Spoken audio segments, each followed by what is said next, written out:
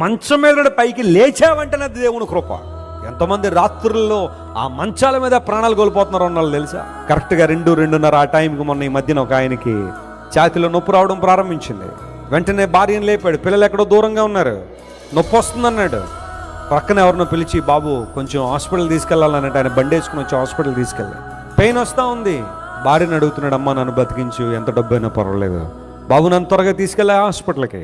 తీసుకొచ్చారు. డాక్టర్ల చేతులు పట్టుకుని, అయ్యా నన్ను బతికించండి, నా బ్రతకాలని ఉంది. అలా అడుగుతానే ఉన్నాడు. కుప్పకూలిపోయాడు 53 సంవత్సరాలు. దేవుడు మనకిచ్చిన ఆరోగ్యం విలువ ఎంత గొప్పదో తెలుసా? నీ ఊపిరితిత్తుల్లో ఉన్న ఊపిరి యొక్క గొప్పతనం ఏంటో నీకు తెలుసా?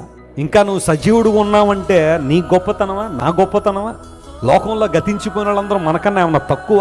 ఓ దేవుని సేవకుడు అన్నాడు, ప్రతి ఉదయాన్నే లేచి నేను దేవుని స్తుతించడానికి నాకున్న ఒకే ఒక కారణం ఏంటో తెలుసా? నా ఊపిరితిత్తుల్లో ఉన్న శ్వాసను బట్టి నేను దేవుని స్తుతిస్తాను. స్తోత్రం చెప్పండి. హల్లెలూయా.